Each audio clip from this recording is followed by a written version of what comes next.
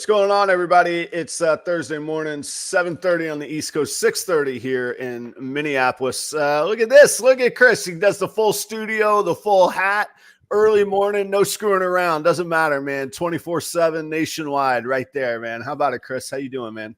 Well, I got to wear the hat all the time now because I wore it once and then I went to a show and everybody's like, "Where's your stupid hat?"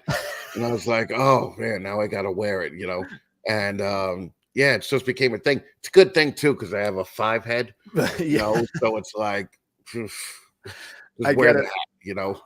hat, In my days of wearing like suits and running, resorts, PGA Tour, every now and again, like employees would run into me in the grocery store and like jeans and a black T-shirt, and they're like, "You're not in your suit," and I'm like, "Yeah, I don't sleep in it. What do you do? Like, what do you think I am?" Yeah, it's ridiculous sometimes. Yeah, I had the exact opposite experience. Like we had opened up locally, not really locally. I was in LA at the time, but we woke up in New York. I did a show in New York where we opened up for Bon Jovi, right? And you open up for Bon Jovi, and you're like, you've arrived, right? Like fucking. Yeah. And then the next day, I was at the grocery store. And I ran into a dude from high school, and he goes, "Hey, you still doing this stupid music thing or what?" And I was like, "Oh, damn, they can humble you down right away." Yeah. Was that the? I think you said what time you played, like maybe like Giant Stadium or something. Is that where that? It was that gig was? Midlands at the time. Yeah, Yeah, Midlands. Yeah. Okay. Yeah, and the guy was just like, "Hey, you still do music?" And I'm like, "Fuck you, man." Yeah, horrible. Yeah, but that's just the way it goes. Well, Chris, I'm going to take advantage for a minute while we maybe got some new eyes on because Chris is here today. Thankfully, typically this is a show about my buddy and I, Joe. Joe's not a reptile guy. I am a reptile guy. And speaking of people not understanding stuff, I thought like there was always this time in life, like Thanksgiving dinners where everybody's like, well, you do what? What you have? How many snakes? What is a recessive? What is a het? So the whole show focuses on one reptile guy and non-reptile guy. And Joe and I are good buddies for a long time. So that's the usual show. But Joe's, it's Joe versus the hurricane this morning. I trust he's okay. I haven't heard from him. But Chris stepped up and really actually last minute too. I don't know if you saw the promo, guys. I was like, I don't know what we're going to talk about, but me and Chris will get down to business. So, well, it's kind of like the same thing. Like everybody considers me a not reptile guy, so it's okay. You'll be the same. Everybody's like, you don't keep reptiles. You don't even get, And yeah, I do keep reptiles, you idiots. But I come across the non-reptile guy, so feel free to talk about anything you want. I will, and I was going to say, man, you gave me. It was pretty cool because one thing I do like about having guest hosts in sometimes, or even on Tuesday nights when I have a new guest every week, is there's new like creative things or things to talk about. And I just texted you yesterday. I was like, what do you want to talk about? And you rattled off some things. I was like, oh, all right, I'm going to need 2 cups of coffee today. We're going to have a good time. So thanks to the audience. I hope everybody's okay. We're going to get reports coming in today. It's going to be a little bit rough. Chris, I know it kind of hit home for you. You get a little extended time at home because of the hurricane, did I hear? Yeah, well, a little extended time. My girlfriend lives in Florida, and she happened to come up, last week. Yeah. And then she was supposed to leave Tuesday, and the airline just called and said, we're offering, free replacement flights because there's it's gonna be hell. And she lives on the east side, right, of Florida, so it's she didn't expect to get it that bad. I mean, she didn't expect hurricane or tornadoes, right? But, yeah, that was a little weird. So I'm glad she didn't get back. So we just extended it for a week and then went from there. Yeah, I know the sun's coming up or is up now on the East Coast. Any reports in from her area yet, or anything she's seen? Not yet. Not yet.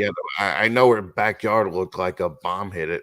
Yeah, man, I saw the roof of the stadium or the arena or whatever the Rays play gone, man. So, all right, guys. Well, I hope everybody's well, and the community I know is very strong. So, let's just see how things shake out, man. Chris, I don't know how familiar you are with the show. We usually do like each of us get a one thing, like a little sub segment of the show. You got anything just really burning you this morning from the past week? Oh yeah, there's a few things. Yeah, I was gonna say, I bet you usually keep lists, so I figured you'd have an idea or two. Yeah, no. The thing that one of the things that bothered me is last week I put out an upgrade your video kind of thing, right? And I did it in my way, right? Like hoping that people would get the joke. And I had a bunch of people motherfucking me, right? Like I was insulting them. And I wasn't insulting anybody. I'm just saying that if you're gonna do this and you're gonna be on these dumb live streams that we do, right? Right. Be Case prepared in point this morning. Look good. Well, like put a little money into yourself, right? And man, that did not go over well with a lot of people.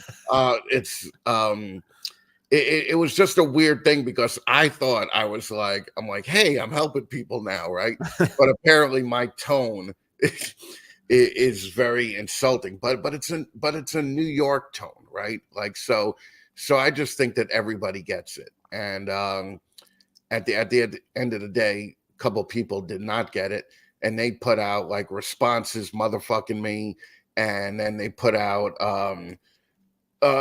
snake people are now who never put out camera videos or improve your videos are all putting out fucking videos now, talking like they've been doing this shit forever. And I'm glad that it hit them enough to do a camera video. But at the same time, it's like, yeah, I just did the same thing.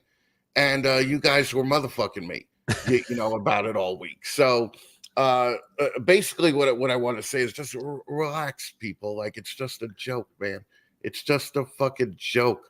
And for the people that do get it and support me all the time, I love you guys. But for the people that don't get it, fucking scroll up. That's all. You don't got to click on the video. That's true. You don't have to watch. Yeah. Right. And the other thing that pissed me off is I did like a short for it on Instagram, and people reacted from the short only.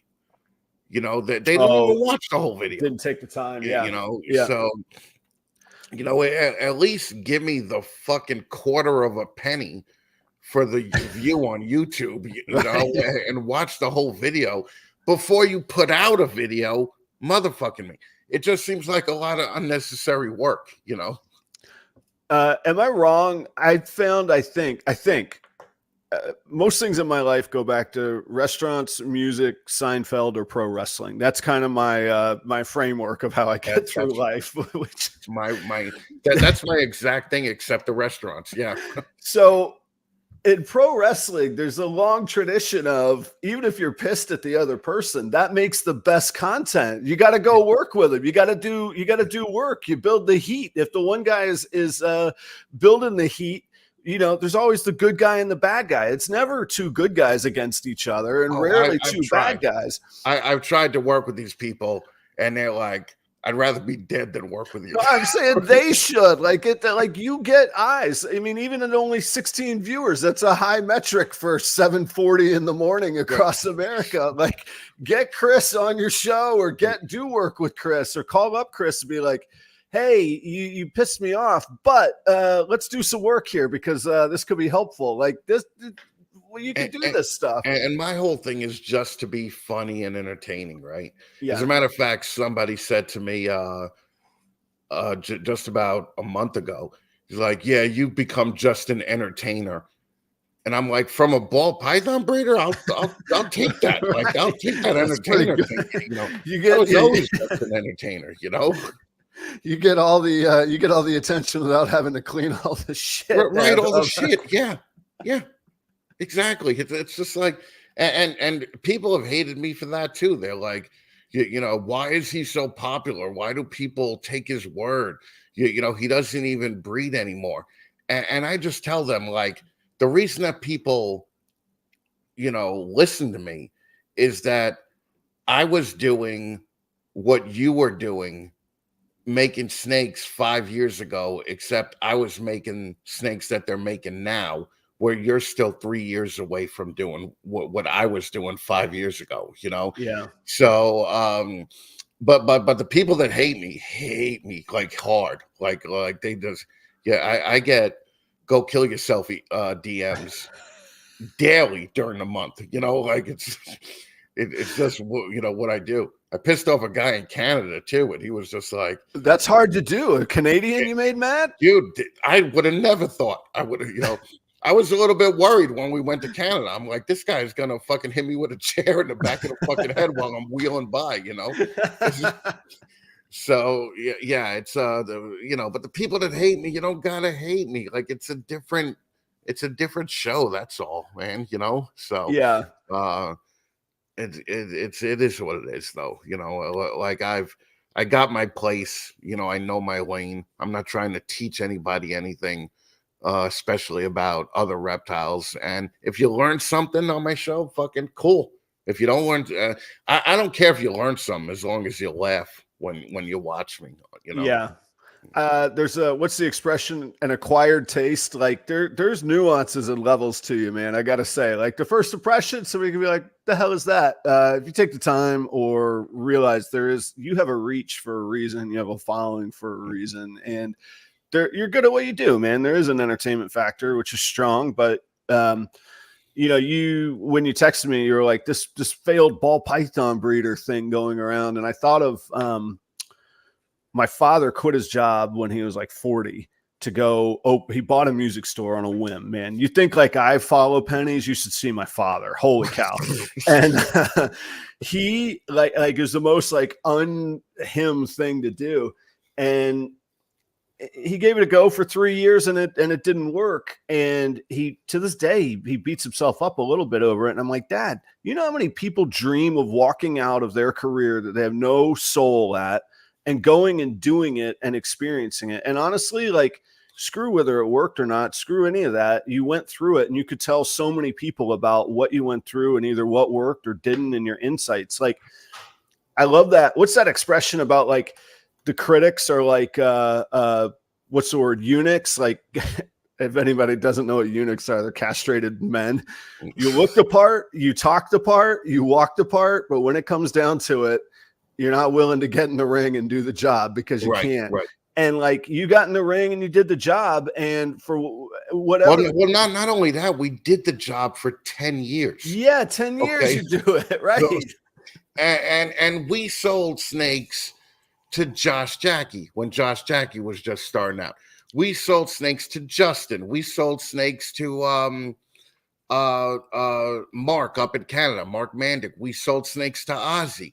And I'm just like, man, this failed ball python breeder it's aggravating me now, because it's like so many people would blow a guy to sell a snake to Justin or to Ozzy or to Mark Mandic, or, so even Josh Jackie now. Yeah, it's just hysterical to watch them. Like, he's just a failed ball python breeder. Why do you listen to him? I did it for 10 years. We made almost $1 million doing it. And this was during a time where people would backstab each other. It's not like it is now where everybody's like, "Oh, Pastel NG Clown, you did so good." Shut up. No, you didn't.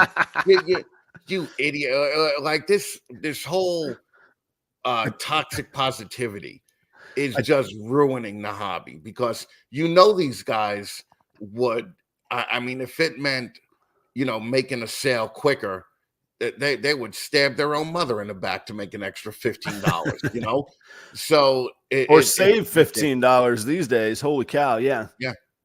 You can use that for shipping with Redline. Yeah, okay? That's right. So the context of 10 years to do anything, I would bet most people that are like putting this label on you haven't done anything for 10 years. Oh, they've been doing it for 2, 3, 4 years. Yeah. I mean, even careers. Like, do you know how hard it is to work even just a job for 5 years? Like, right. Yeah, it's 10 years, man. So I think people should think that through just a little bit more. It's easy. I know it's an easy conclusion with no context and getting to know somebody. But yeah, that's that, I like, to me, that's all you got to say is 10 years. Like anything you did 10 years to not be homeless, eat, stay alive, and have any impression in anything you do is, frankly, if I could have 10 years in music doing just music, I would say I was the biggest success ever. Right. Yeah. Yeah. That's the whole thing. Well, that's the whole thing is I've had 10 years of, I wouldn't say success doing music. I would say, C-list celebrity, music. And, but that's another thing with all these people, with all these ball python people calling themselves artists. Like that must piss you off too, right? Like it's I don't know. I kind of like it. I know it pisses you off, but I still am like, holy shit, look at this. And I know I didn't make it; they made it. But I put it together. I had a little decision making in the process. Oh yeah, I think when you call yourself an artist, it means you make something out of nothing, right? And yeah, these people are putting together two snakes that are gonna have sex anyway, whether you're there or not. Okay, I mean, yeah, you put them together. But that's like me saying, "Oh, I'm the mayor of a town, and all these are my people, and this is what I'm responsible for." It's not. You're putting two snakes together, And also, stop talking like teenagers, okay? That's fire. Like nothing is more cringy to me than a white dude saying, "Yo, you got some heat in your collection." That's fire. Like it's just so, so irritating. I will say for the record, I've never called myself an artist when it comes to ball pythons, but I do like I guess, artistic or the thought process of combining contrast patterns, colors, and figuring out what'll work. But no, I don't. You could say it's art. You could say it's art. I think there's an art aspect to it. But yeah, I've never called myself a ball python artist. No. Yeah. What would you rather be more known for? Like writing a song that lasts forever, or pairing up a pair of ball pythons where it may be worth something now, but that shit'll trickle down. All right. Well, here's the truth. I've tried writing the song that'll be known forever. I've given up on that. So now I'm like, maybe I'll be known for some meat. But at least you have it, right? Like when you're dead. Somebody will come across a song that you wrote and they may say, hey, this was cool. Our biggest thing was a dude in Iraq during Desert Storm wrote us and said that's so, one of our songs got him through, cool. Yeah. And all that. And that was cool as hell. But that's another thing. It's another thing that people are saying that I was big in LA in the 80s. How old do you think I am? Like in the 80s, like fucking. So set it straight. When were you in LA, and when was this thing going pretty well for you? I moved to LA in 2002. Okay, so I didn't, or 2001. I didn't get the whole, sex in the parking lot at the Rainbow rock stars. I got the whole, let's get home by 11:30. I got kids now, rock star. Like that's the people that I knew. So this was 18, a full 18 years after Guns N' Roses first broke up is when you went to this. When I went to LA thinking, oh, maybe I could do something here,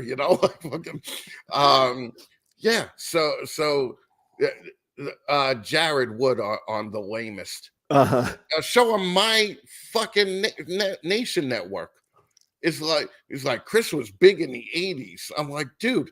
You know me. We've hung out. Do I look 75? I mean, look 75, but do I act 75? Right. It's irritating as hell. Yeah. I saw a recent video of if it makes you feel better, I saw a recent video of Vince Neil, and I was like, oh my God, that dude may as well be in a wax museum with motors in him. Like, dude, you're doing far better than him, even with one leg gone, man. Yeah. I could be hopping and look better than Vince Neil. Right. And God bless what they were doing, but man, this is getting really nerdy, but a little bit of rock and roll. Like, I get that for the right paycheck, you take anything. not you personally, but just in general. Oh, me included. Yeah, I was going to say, if they called me and said, "Hey, you're our guy," I guess I would do it. But why did John 5 sign up to be like the new member? Like, I get it if you're the road guy. Like, you left, like, to leave. He had so much going. Like, now he's doing residencies with Vince Neil that looks like a wax museum mannequin. I'm like, Yeah. he's phenomenal. He's incredible, man. I was a little surprised at that, but that goes to show what, being friends with somebody will do. But like, and the paycheck can't be bad either. Yeah, Because I God, knew Mitch Perry. He was in some successful bands, but not not that you would hear of him. But then he got the guitar gig for like Cher. Oh, and and with Cher just being the guitar player, he was making like 18 grand a month, right? Yeah. Yep. And if you're John 5 and you're playing with Motley Crue, they got to be giving you 70, 80 grand a month, right? While touring. Yeah. And now he's writing too, so he gets, album credits and everything. Yeah, he's getting percentage points. But still fucked up what they did to Mick, so yeah. I mean, to just throw out a 30-year member, and be like you're gone, all right? Yeah. And the only guy that wanted to do everything live, you throw out that guy, right? Yeah. There's a guy, like, I've always thought, like, if I were to try and do it over again, man, there's a guy that is he's like Pink's touring guitarist. He's a guitarist in the house band on The Voice. Like, if you look, like, he's in a bunch of places. He's blonde hair. He's got his, goatee and like long blonde hair. Like, the guy is all over the place. I'm like, that's the guy I would want to be. Like, he could go get a cup of coffee and nobody knows who he is. He could walk around and go enjoy himself. And he's got to be a bazillionaire, man. He's got to be doing just well, that's the whole thing. It's like, I would love that too, but I can't read music worth the shit. Like, I can't either. Yeah. That guy you could probably lay something down in front of him and he could play it. And I would be like, what is that? Is that a D? Is that a D maybe? Right. Yeah. I'm D sharp, What's the every good boy does fine. I'm like, I would have to like write the letters under it and be back in the morning. Yeah. I used to, when I first learned how to play Imagine by John Lennon, I was in college, right? And I had to read, like, I had the sheet music in front of me, but I had to write tab for piano on it. And that was brutal. Okay. That was brutal. And I was like, maybe it would just be easier if I learned music. Right. Yeah. And that was not, it just was not in the cards for me. And eventually, I just got to playing it by ear, but it pissed me off because one day we were actually in Florida 20 years ago or whatever. And on an off night, we went to Disney World or Disneyland or whatever it's called down there. And we saw Johnny Lang, right? Oh. And this guy was 13 at the time, right? Yeah. And I looked at my singer and I was like, I'm just going to go throw all my shit away because what this kid's doing naturally at 13, I've worked my entire life to do. Yeah. So that's when you're a musician and you see shit like that, it irritates the hell out of you. I saw him, like, when Blues Traveler was big, they were doing, what was their run around, their 4-chord thing with, harmonica at the speed of light. I saw them with Johnny Lang opened, and I was like, oh my God, this kid just played, and they're a good band, but he just played them off the stage. And I was like, who is this kid? And he was my age. I was just a kid in the audience, I'm like, Jesus, him look and at this guy. Kenny Wayne Shepherd. Oh, same thing. Like, at the time was like, oh. Yeah. I played, going back to the music thing, I played in the high school jazz band, as uncool as that is, but that was like the first chair of all the other musicians, and no guitarist in school would try out for it because it wasn't cool or whatever. And I was like, I'm going to try this. And it actually ended up being one of the most formative things. Because like you said, I can't read music. I can read chord charts, but I can't read music. Right. But I wasn't going to get on stage and suck. So I would go home and do just what you're talking about, man. I'd write out things that I could understand. I would memorize things. And the cool thing about jazz band was the improv time came, and all those like ripping horn players were like, how do you know what to play? There's no music in front of you. And I'm like, What do you mean? What have you guys been doing? Like, you don't play with inspiration or know within a scale or like, no. So it actually became kind of this thing where like, at first they would rip on me because I couldn't read music. And then the director would be like, all right, it's time for your solo. And they're like, I don't know what to play. And I'm like, oh, okay, here, get out of the way, you know? But those 2 years actually ended up being really formative, playing with people better. I mean, they were much better than I was, but playing with better people just makes you so much better, man. Oh yeah. Well, the best people I ever played with is musicians in a Black Baptist church. Oh yeah, man. Because I used to work for a nonprofit, so everybody there was like a preacher, right? And they would be like, "Come play," you know, in the church band, and I'm like, "All right, right." And I go in there, and they're like, "I'm like, you guys got chord charts or anything?" And they're like, "No, man." And I'm like, "Well, how do you know what to do?" And the guy's like, "I yell out the key, you play." And I'm like, "Oh, just the key, not the chord changes?" Yeah. He's like, "Yeah, don't worry, you'll get it." Right. Yeah. And I'm like the only guitar player in with an organ player, a drummer, and a bass player. And I mean, they were so good, dude. It was like, but being with them had to make you play better. Yep. And when I first started playing, a friend of mine taught me 3 chords. He was older than me, and he took me down to Manny's Car Wash Blues. And he said, "Go up on stage and play." And I was like, "Yeah, there's no way it's going to happen." And I was like 13 at the time. I was like, I know 3 chords. He goes, "They'll do blues in A." Yep. Right. And I'm like, "No, I'm not going to do it." And he goes, "Go up there and play with them, or I'm going to leave you here." And we were in Manhattan, and I was 13, and I was like, "I don't know how to get home." Right. You know? So I went up and played, and then I just started doing that. And now like everything is like if you and I got together just to play, I think that we can entertain people for 3 or 4 hours because we just, you know, you got that vibe. Yeah. Just that experience that comes with it. I was at a, speaking of a blues jam, it's really cool, man. This guy up here, he's got this, it's a cheesy joke. His name is Jim Brown, but he's got this big red barn, and he's like, he calls it the Brown Barn. And then the whole crowd yells, "But it's red." It's just stupid cheesy, but he gets like amazing musicians at this. He does this blues jam on once a month. So he invited me to come up, and I did have another guitarist up there, and there's a little bit of an art to asking when you can play with the other guitarists anyway. And the guy leans in and he goes, no, the drummer goes, "We're gonna do Ain't Too Proud to Beg." And I was like, "All right, I could." In C, I was like, "All right, I got this." So the guy leans over to me and he goes, "The whole band does it like the Temptations, but you and I are going to play it like the Stones." I was like, "Fuck yes, dude." And it's so fun, man. And he has a horn section, and like, whether anybody likes that song or not, man, just having the sound of a full band and playing in a full band and getting it right is like, there's only a few things better in life. Like, and you guys could fill in those blanks, but there's very few things better than that for me, man. It's such a good feeling, man. I love that. Yeah. Well, when you're in a room and you catch, like, the Black Crowes used to call it the song. Yeah. And you know, so whenever you get in a room and really vibe with the people that you're playing with, they just say you're part of the song, you know. Yeah.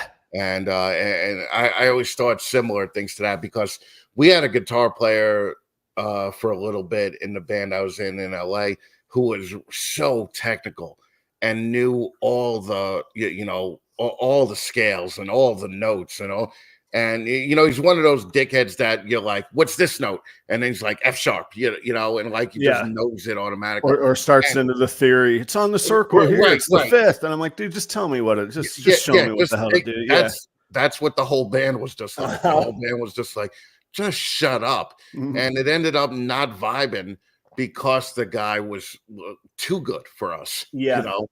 And it's just, there's something to be said about, you know, like 4 mediocre players in a room doing something great. But then if you have a talented guy come in, he could screw that whole thing up, you know? Right. Yeah. So, yeah. And it's kind of cool. Like, going back to that same thing, when that song, you know, when we started playing Ain't Too Proud to Beg, it was funny because we hit it in about I don't know, 2 bars in, the other guitarist looks at me with just the biggest grin on his face where he's like, oh shit, we're going to have fun with this guy. And I'm like, yeah, baby, this is cool. So it was fun, man. Well, before we get too lost in the tunnel of the rock and roll tunnel here, you want to touch on this Redline thing and shipping thing going on in the industry or not? Or you want me to? Or what are you feeling on that? I know you got a little bit of a video coming out about it too. Yeah. I definitely would like a lot of the pro Redline guys to kind of get together and do something to kind of just show our support of Redline. I think I was thinking that it's not going to affect Redline in any way. I was thinking, competition is good until I saw a video of a guy yesterday that was just like, if I could save $30, I'm going to save $30, and this was a guy that Redline helped promote. Okay. And I just thought, man, like to know that there's like that dude is a piece of shit in my opinion, because to know what Robin's done for the community and not back that, because let's face it, Darian does do a lot for the reptile community. Okay, no matter how you cut it, but Darian always has to go online and talk about what he's doing for the reptile community. Okay, he always has to make a big deal out of it. He always has to make like a hey, look at me thing, right? And Robin has been doing shit for the reptile community for 3 decades, right? And you're willing to just drop this dude because you might save $30? Good. I mean, Redline only insures up to like what, $300 for, or not Redline. Morph Market only insures up to a certain amount. Redline, you could do, negotiate rates on whatever insurance you want. But let your first dead snake show up through Morph Market, and they're like, here's $200. It'll be like those North Carolina people that only got $750 after the hurricane ripped through and destroyed their house. And and Biden's like, here's $750. Try to do something with that, So, that's not the end of it, though. Like, not to get too far into politics, but there's more than that can't go unchecked. There's more. Come on now. But no, I'm with you on what are you going to do with the $250 insurance support? Hey, where's my snake? Redline calls and finds it immediately, talks to the person at FedEx, Morph Market. You got to email them. Like, by the time you get an email response, you want your snake in your hands.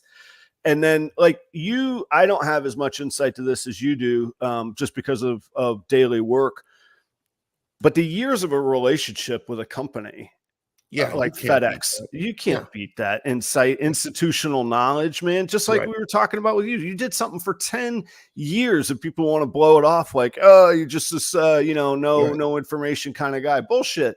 You think they'd been doing this for 25 years? Like, I don't know if Robin would say it, but I think he's the guy that invented this model with FedEx as well. I believe that he did that for SYR. Yeah. And he when he left, he had to sit back for a certain amount of time. Right. But then when he came back to it, I mean, he came back to it and crushed it, right? Right to the top. Strap a rocket on that dude, because it's going to the moon, man. I always say on my show, Robin gets the mic drop award of the fucking decade, right? Because he came in and within a year, 14 months, he just banged out everything, where it's like nobody even thinks of anything else other than Redline when you talk shipping now, right? Yeah. And the whole thing is that I don't think Morph Market's going to be able to replace that. But I think that this is an opportunity for Robin to be like, yeah, we're a white label company, and you come with us to, the $30, that you might save, which is a bullshit savings, by the way, because number one, it only lasts for 6 months on the trial basis. Yeah, there's the promo, and then you the have intro to be promo. a member. So it costs $850 to join the pro plan on Morph Market for a year, right? So that's 10 packages right there that he could ship for free right off that at full price from that 850. Yeah. And I just think that it'll be tiered, the money you save with Morph Market. Like if you're a pro member, you get 60% off. If you're whatever average number, you get a certain amount off. But I think that the knowledge that that Robin will find your snake immediately, call your client to let your client know. I mean, this is something that Robin doesn't have to do, and it's his chance now to be like, we're going to white label this, and you're going to pay extra for Morph Market. And it's worked before. I mean, Justin did it. Canova did it, right?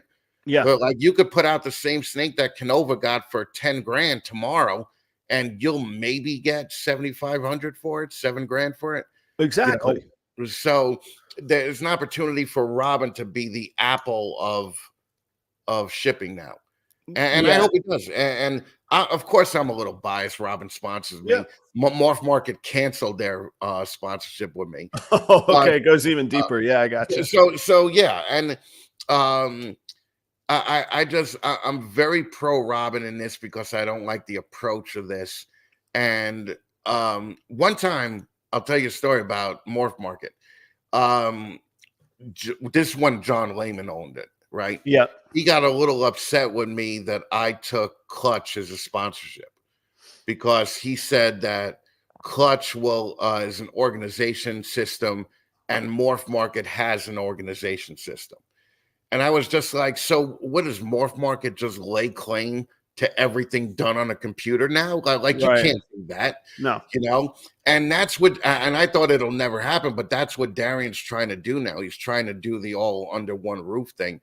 And I don't need Morph Market for shit. So I could say whatever the hell, I want about it, because I don't have to sell through them. I don't have to buy through them.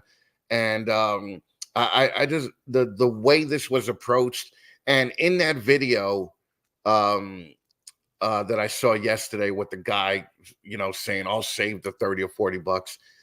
He was like, and the only reason, people are mad at Darian is, some people don't like him. I don't know what the reason is. That bullshit. You know exactly what the reason is, because fucking Darian took over Morph Market and was a dick about it for 8 months, insulting all the ball python people, insulting all the fucking the normal snake people.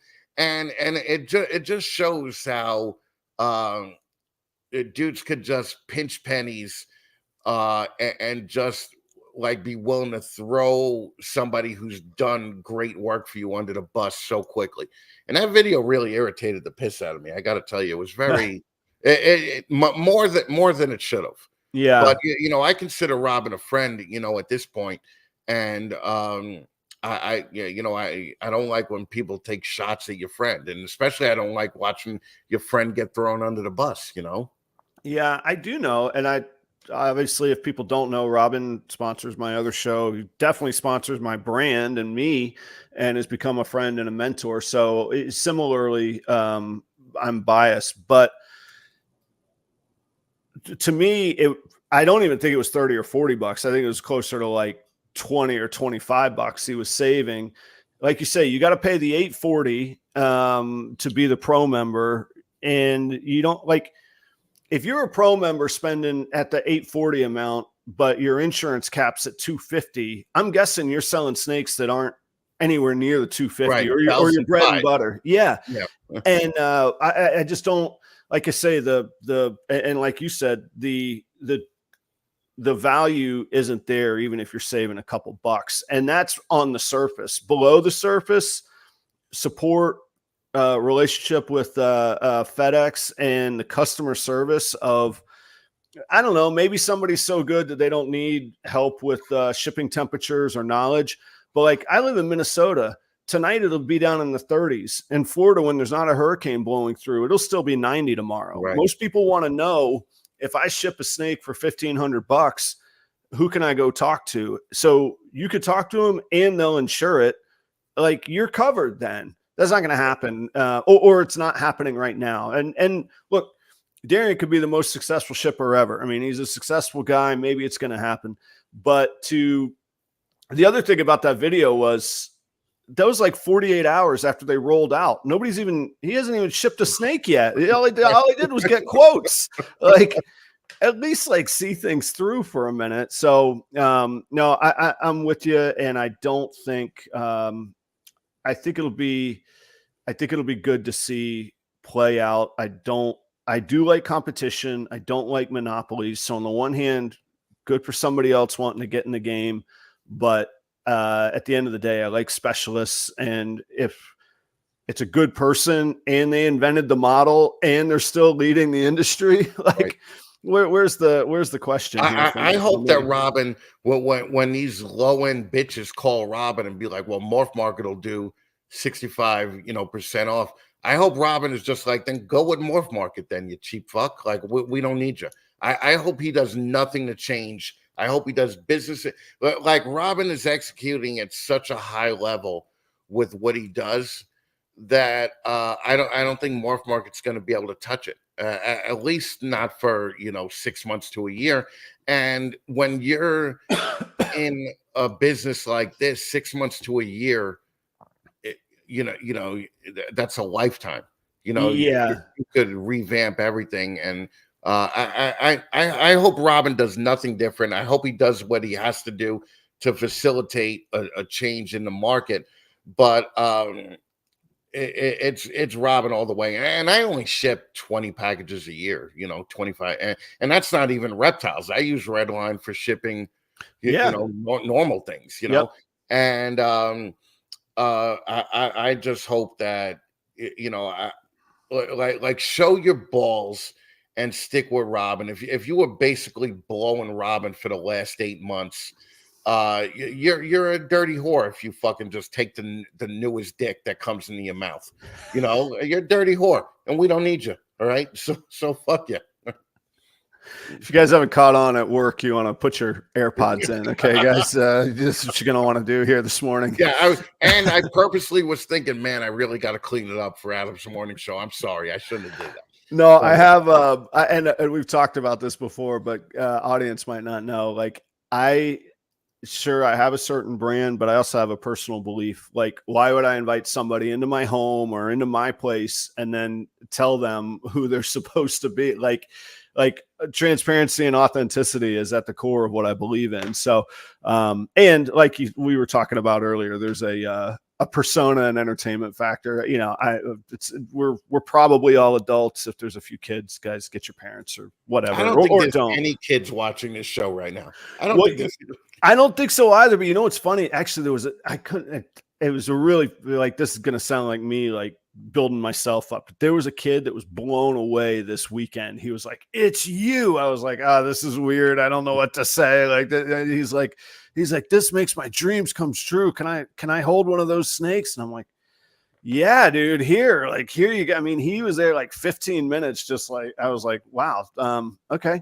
But it was cool. So sometimes they do. Well, quick story. I was at Conroe, one of the herp shows in Conroe, and I met somebody's kid. A kid was like 8 years old, and the kid comes to me the next day at the show, and he goes, "You're Chris Eaton," and I go, "Yeah." He goes, "I had no idea you were Snakes and a Fat Man." He was like, "I love you, man. I love you." And I'm like, "Dude, your father's Robert, right?" And he's like, "Yeah." And I'm like, "Go tell Robert he's the worst father in the world for letting you listen to my show." Like, what is wrong with him? Okay. But we ended up having the kid on the show, and the kid was great.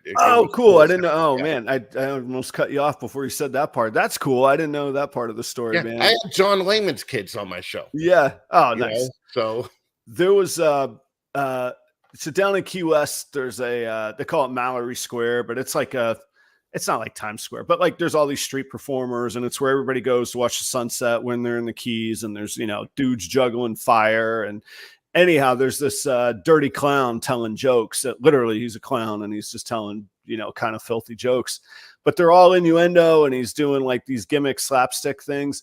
And there was a mom that was just like furious. She's like, "I can't believe you're doing this. You're doing this in public. There's kids around." And the guy gets on the mic and he goes, if your kid knows anything of what I'm talking about, that's on you, not me. Because he I mean, he was, I mean, he could have been rated G, but the innuendo was there, and all the adults get it, you know. But he like owned that lady. He's like, your kid has no idea what I'm saying, and if he does, that's on you.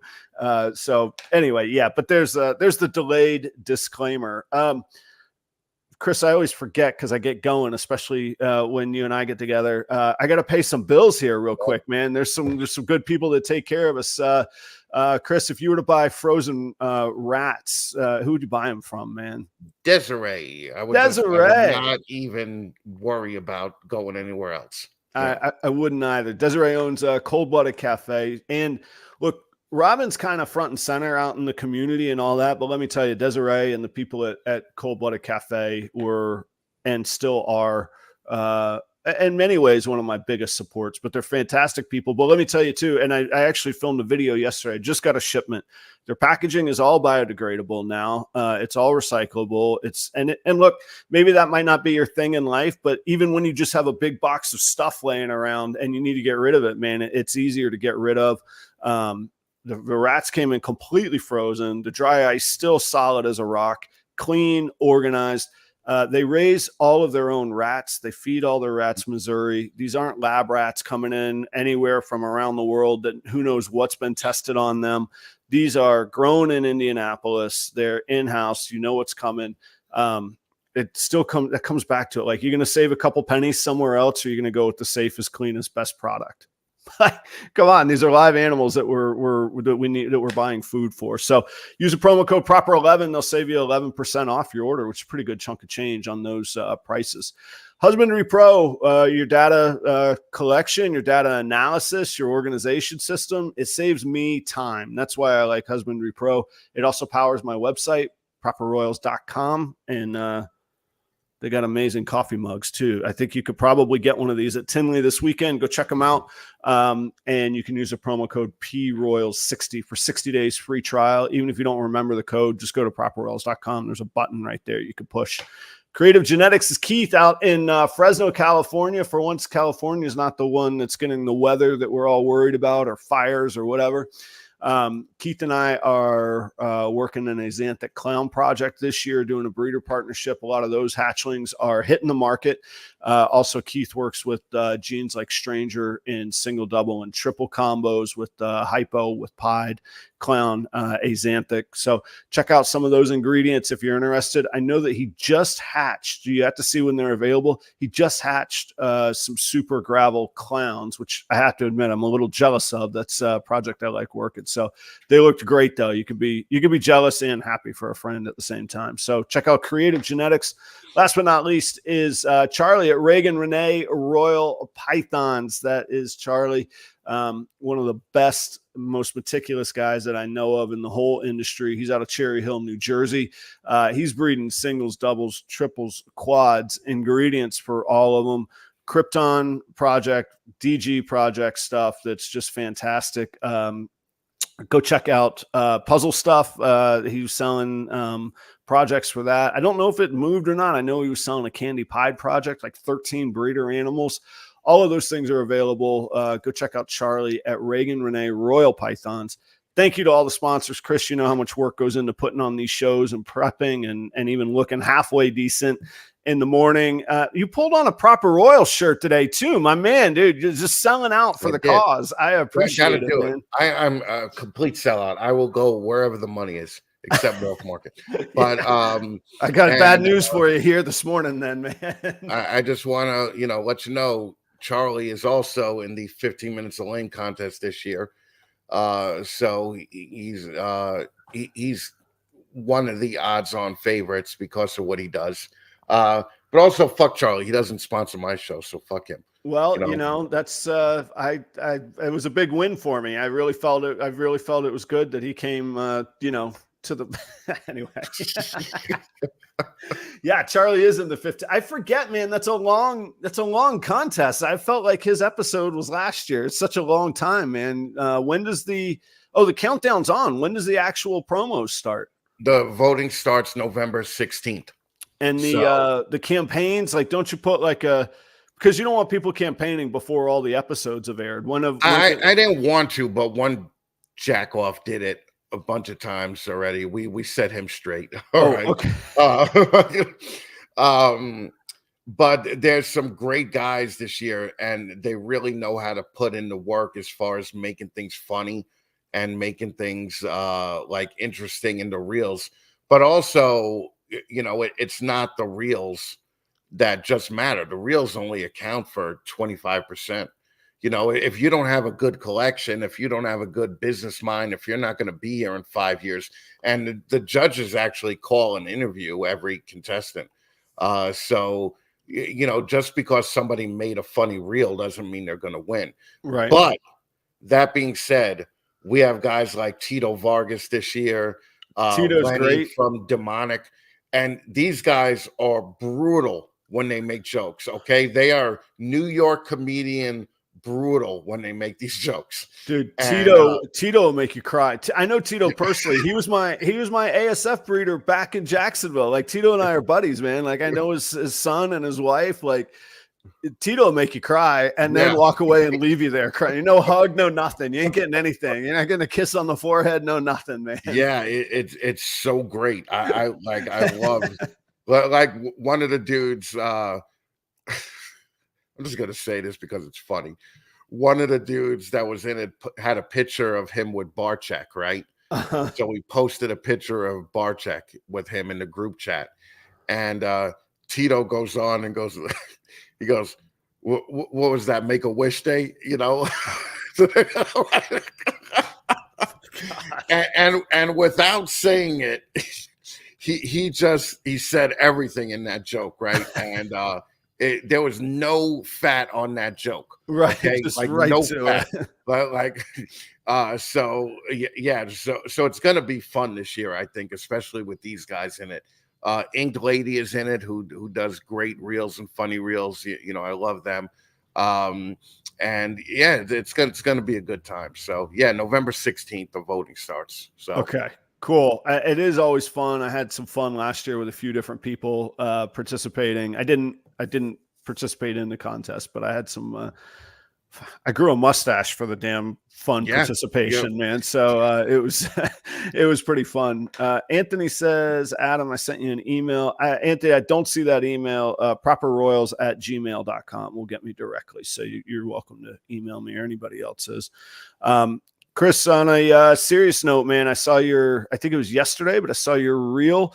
I have to tell you, man, it's amazing how easy you make it for the rest of us to forget. You literally had a leg chopped off, as brutal as that sounds to say. Like, you literally had a leg, you got knocked unconscious, you woke up and the leg is not there, and you give us little snippets every now and again of what it takes to go through that. And you took some steps yesterday, literally took steps. And I just wanted to tell you, man, that like, for all the entertainment and all the, whatever people think of anybody's personality and that stuff, it's cool to see that too. And kudos to you for, like, I would be a mental mess, which you probably say you are sometimes, but what the fun and entertainment that you still bring going through that, I don't know that I would have that fortitude. So congrats on making those steps, man. Oh, thanks, man. I'm just worried about looking like a bitch. You can't be looking like a bitch. You can't just wake up in the morning and be like, oh, I don't have a leg. You're just like, I give myself 10 minutes to feel sorry for myself. And then I'm like, it's just a leg. Crawl over to the desk and get to work. You still got bills to pay. Crawl over. Yeah. So it's rough. But it's not, you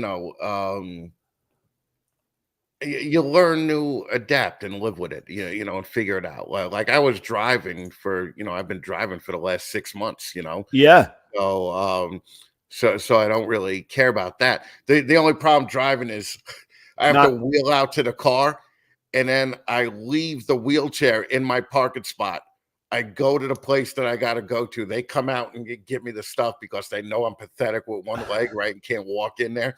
And then I just come home, pull it next to the wheelchair, hop in the wheelchair, and wheel my ass back to the desk. So it's so it's like when my girlfriend's here, like I'm in like heaven, right? Like, because I could go to a store and she could pull the wheelchair out of the car. Or when we went to Canada, I had Paul and Kevin just pulling the wheelchair out of the car. Yeah. Shout out to Paul and Kevin from Large Marge and Sugar Skull, because they were just fucking amazing to me in Canada. They were just like, we'll take care of you. We got everything. And you know, I'd open the door, the chair would be there because they would have gone out and Cool. Yeah. And everything. Those guys are really rock guys, but they're New York guys, you know, they're New York guys, you know, so. Yeah, shout out to Sugar Skull Serpents. I don't do it enough, but Kevin always reposts stuff, man. It's cool to be able to connect and hang out on some of the circuits. Solid, yeah, he's solid, you know? dude. I know we'll hang out. I think he's in Tinley, but I know we'll hang out this weekend. Yeah, he's going to be in Tinley. Yeah. Yeah. And they're the best guys to take an 8-hour drive with, right? Because I can't imagine how brutal you guys were to each other in that car, though. Brutal. Like, they were so bad to me. They would say shit that I wouldn't say to my worst enemy. Like Paul was driving, right? And he had the sun in his eyes, right? So Kevin goes, you know, do you want to use my sunglasses, right?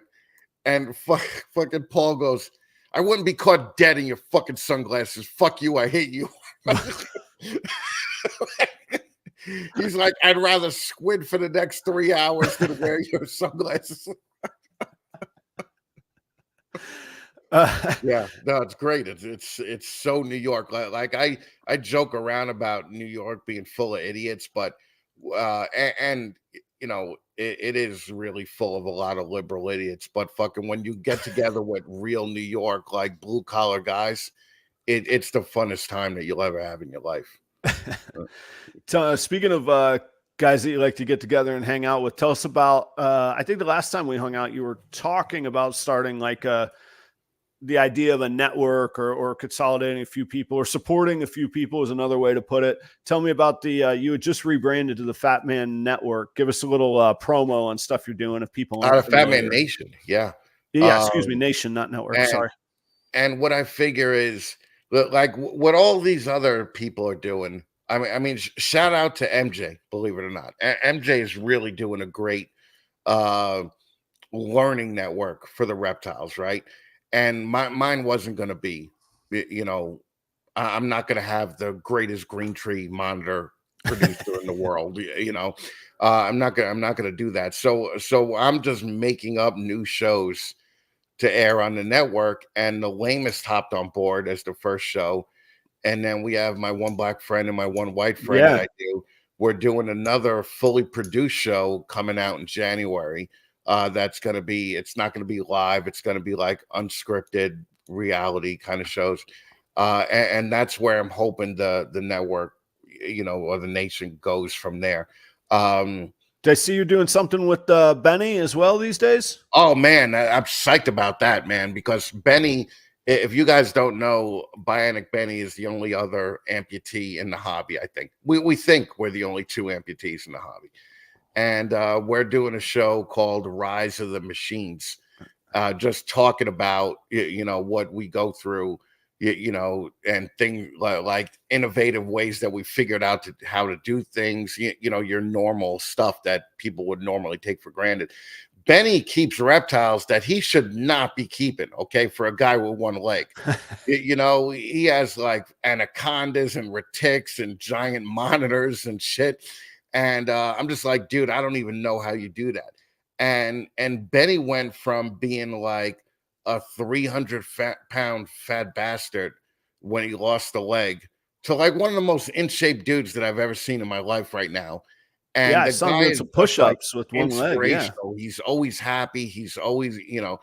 And I just thought, you know, and Benny actually came to me with the idea because I was talking to him right before Animal Con about something, and he was like, he announced the show at Animal Con. So I was like, oh, that's awesome. And it's cool because we could kind of show other people who have a similar problem, you know, how to still be in the hobby, how to still, you know, do certain things. And we could go after a whole new crowd with this. You know, it's just like we could go. I mean, there are millions of amputees around the world, you know, and, you know, where we're going to go after them. And it's going to be a fun show because Benny and I really get along. I talked to Benny on the phone for 3-4 hours at a clip. So we're going to have no problem, you know, filling up things. And that's another thing. Okay. I was told on a live by somebody that I'm trying to keep the Black people out of the podcasting space. Okay, but Blacks and minorities out of the podcasting space. And I literally have a show on my network right now called My One Black Friend and My One White Friend. Yeah. And I just want to make people aware. I know it's normally like a hot topic for you. I know you know this isn't your brand of shock. No. The look on my face is like look just a little bit below the surface with you though. Like that's not there's not, go ahead. But that's I'm like, that's a dumb thing to say, but go ahead. Yeah. I'm trying to keep Black people out of the hobby, or Black people and minorities out of the hobby. Yet I have a show on my network called My One Black Friend, My One White Friend. My father is Black. Okay. And I'm trying to keep people out of the hobby. Like, what the fuck else do you want me to do? Okay. All right. I'm having Bionic Benny on, who's Mexican or Puerto Rican, some kind of Spanish. All right. Like what are you doing? You're just talking bullshit. So yeah, it's just been, you know, it's aggravating when you just got it. But you know, then again, if people didn't hate you, you wouldn't be, you know. But believe it or not, there's some people out there that hate you too. Oh, trust me, they've told me, a few of them, a couple of them. They let me know. There's not, I'm sure not as many, but you know, I can still dream. You know, I can. Again, my life goes back to pro wrestling, man. Just be Ric Flair, most beloved, baddest guy in the history of ever, man. What does he say? He's Space Mountain. Oldest ride, longest line, baby. Right. That's the way. Right. And in order to beat a man, you have to beat the man, right? Beat the man. That's right. Step up and get some, man. Chris, we're at that time, man. I want to tell you, thank you so much. Joe did just text me. He says, all good here. No power and a tree down, but everyone's safe. And otherwise they're time to clean up and get to it. So Joe's good. Anthony, I did get your email. I didn't read it yet, but it did come through. So thank you. Audience, thanks very much. Come hang out at Tinley this weekend. Chris, when are you going to be at Tinley, man? March. Yeah. You're gonna bring your wheels, or you're gonna be walking? No, I'm going to be walking all the time. My goal is to get rid of this fucking thing. Okay. But also, I just want to give a shout out to the Florida people because they're going through some shit right now. And what I really like, there's some tough motherfuckers out there in Florida. But, you know, Jeremy is still like that dude had like 13 trees fall on his house, 12 trees fall on his cars. And he's still like, you know, walking around smiling, you know, just saying, all right, gotta fix it. Gotta rebuild and fix it, man. Just get to work. Speaking of Jeremy, that's Jeremy Bod. There is an auction from Shane and Jessica that tomorrow night. Sunday night. Sunday night, end of Tinley, 6 p.m. I don't care if look, I guess I can't tell you anything to do. And there's a lot of people that need help. Help somebody. But if you can help Jeremy, he's done a phenomenal amount for this industry. I'm talking well over quantifiably 6 figures raised for US Arc, who works for everybody watching this show. Right. And Jeremy's just a dude. Yeah. A dude that raised $100 grand for US Arc. Easily, man. And maybe more. I haven't tallied it all, but it's easily that much money. So even if you don't buy an animal, I guarantee if you say to Shane or Jessica, where do I send $20 or where do I send $100? They're going to get it to the right person. There's a GoFundMe as well, but tune in. They'll take care of all that. But it's a real chance to hook up a guy that can use some help. He definitely wouldn't ask for it, but it's done so much for all of us. So and the important thing, do not super chat any money that you're going to donate to him, because half of that will go to YouTube. Go right to the GoFundMe and just donate it all, where he gets 99% of that money. You know, don't think you're doing a lot by I fell into that trap the other night. Oh, you and I have paid the fees for that trap before for St. Jude's. That check got a little bigger than I expected, for the record, man. Yeah, so don't do it through the super chats. Do it directly to the GoFundMe. And I'm gonna share the Jessica Holdback Rack episode and Shane episode also. I may even buy something. There you go. All right. So and Redline, Robin and the team that is Redline, they are covering all shipping. So you can bid a little higher than you maybe normally would have. Get a little more competitive on those bids, people. Let's do this thing. Yeah. Because 60% off, don't beat free, bitches. Okay? That's right. All right, Joe. Joe, Jesus. I just was looking at a proper cup of Joe. Chris, thank you so much for stepping up. It's always fun to hang out, man. I'm looking forward to doing it in person one of these days, hopefully in March. And keep it up, man. Thank you for the support. I appreciate you. Thank you. And thank you, everybody, for hanging out with us for a little bit. Yep. See you next time. Here we go.